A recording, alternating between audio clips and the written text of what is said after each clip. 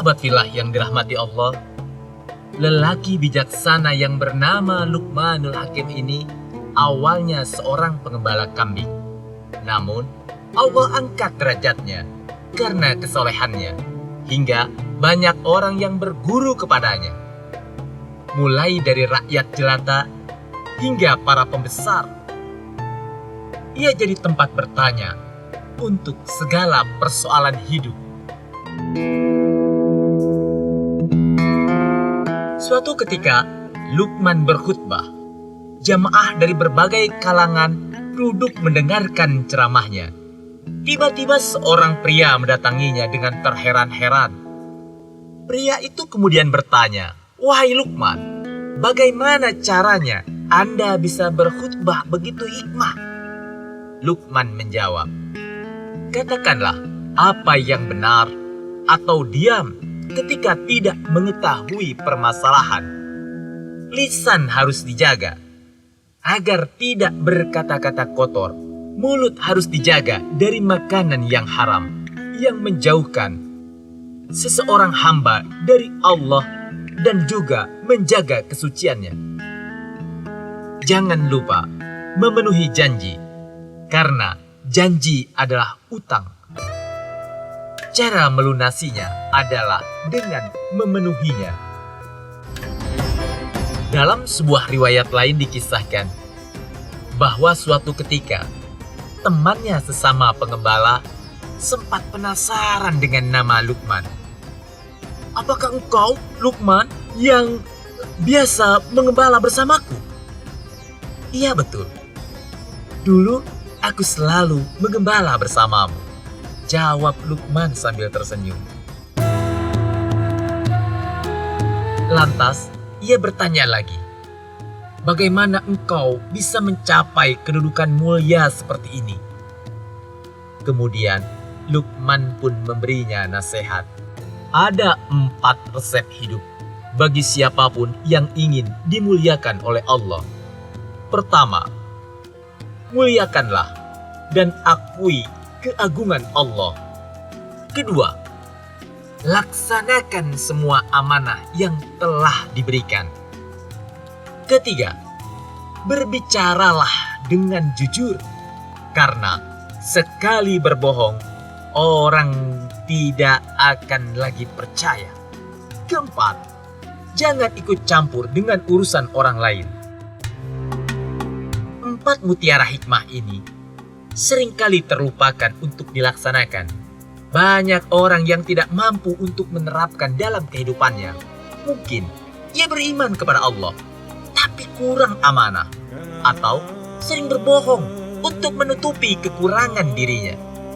Ada juga yang senang mencampuri urusan orang lain hingga bergosip dan menyebar aib orang lain tanpa merasa bersalah.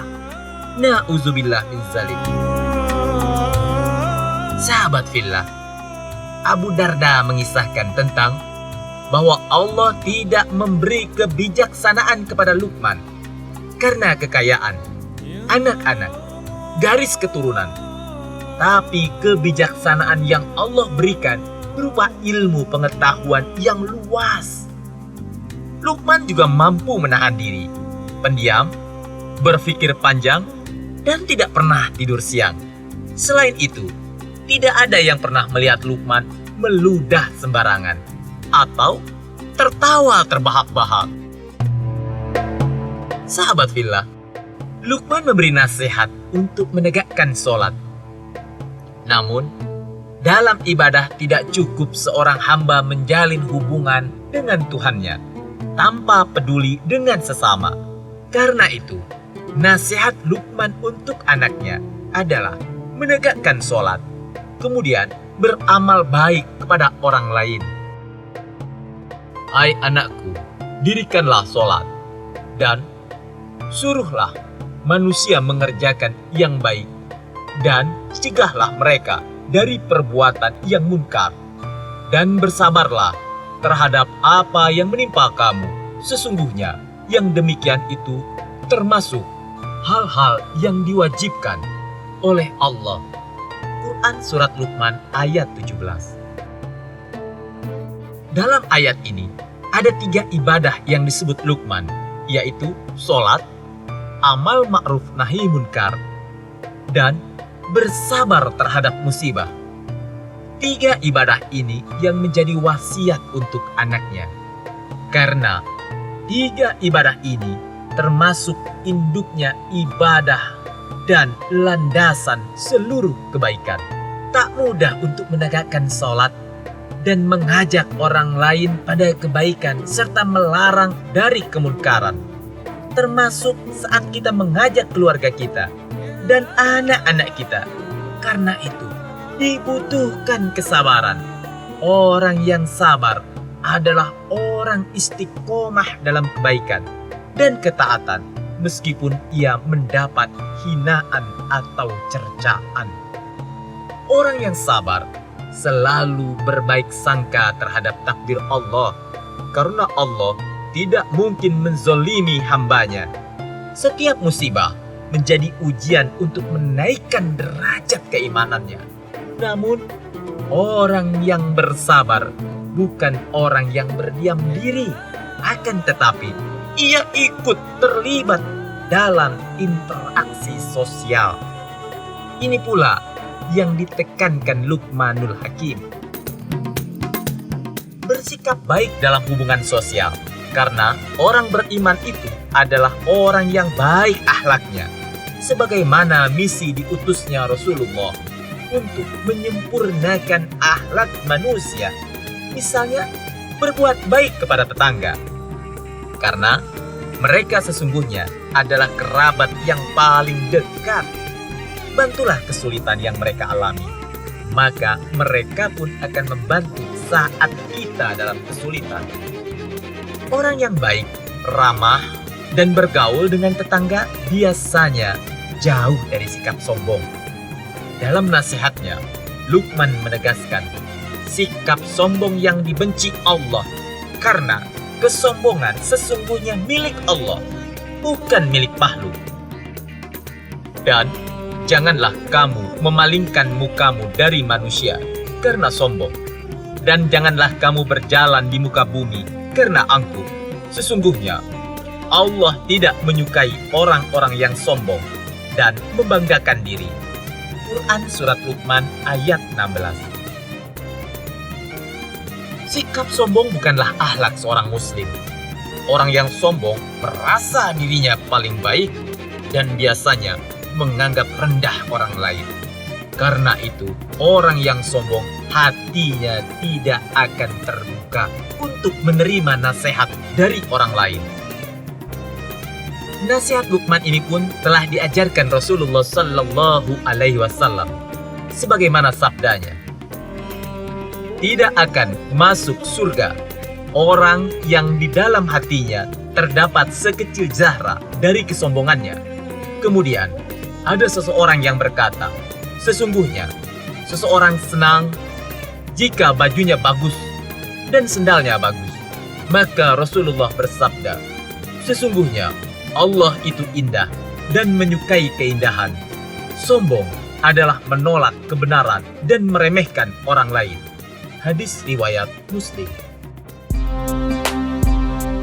Sombong adalah amalan hati, tidak bisa terlihat dalam perilaku dan ucapan seseorang. Lisan yang baik tidak mungkin menyakiti orang lain. Bahkan, Luqman, ia akan bertutur kata dengan penuh hikmah, menjauhi perbuatan yang sia-sia, yang tidak ada manfaatnya, atau lebih baik diam. Orang yang sombong itu telah mengikuti jejak nenek moyang bangsa jin, yaitu iblis. Bukankah iblis diusir dari surga karena sombong? Tidak mau bersujud kepada Adam alaihissalam? Iblis merasa dirinya lebih mulia dibanding Adam karena diciptakan dari api, sedangkan Adam dibuat dari tanah. Ancaman bagi orang sombong sangat keras. Ia akan menjadi penghuni neraka. Na'udzubillah min zalik. Sebagaimana sabda Nabi kepada para sahabatnya, maukah aku beritahu kalian siapakah penghuni neraka? Mereka menjawab, tentu Rasulullah bersabda, "Setiap orang yang kasar, tamak, dan sombong." Hadis riwayat Bukhari Muslim. Sahabat fillah, ada satu akhlak mulia lagi yang diajarkan oleh Luqman kepada anaknya, seperti yang dijelaskan dalam ayat 19. Dan sederhanakanlah kamu dalam berjalan, dan lunakkanlah suaramu. Sesungguhnya, seburuk-buruk suara adalah suara keledai. Quran Surat Luqman ayat 19. Luqman menjadi figur teladan seorang ayah bagi anak-anaknya. Jika ingin mencontoh Luqman, maka siapkan kata-kata yang keluar dari lisan kita, penuh hikmah dan nasihat. Teladan itu dimulai dari diri kita sendiri, hingga anak tak sulit untuk menyimak petuah kita, karena selaras dengan perilaku kita. Jangan sampai kita menjadi orang tua yang mirip calo. "Hai, cepat kamu ke masjid. Sudah maghrib nih." Dengan keras ia memerintahkan anaknya sholat ke masjid. Sementara ia asik dengan dunianya sendiri. Astagfirullahaladzim. Atau bisa jadi suatu ketika nanti anak-anak melakukan kesalahan atau dosa. Dan ingat, berkacalah lebih dahulu terhadap diri sendiri sebelum memvonis anak bersalah. Mungkin saja itu teguran dari sang anak, karena kita lupa menanamkan keimanan dan akhlak yang mulia terhadap anak-anak kita sejak dini, serta memberi contoh yang baik buat anak-anak kita. Sahabat fillah, mari kita renungi semua nasihat Luqmanul Hakim agar kita bisa menjadi teladan mulia bagi anak-anak kita. Amin, amin, ya Rabbal Alamin.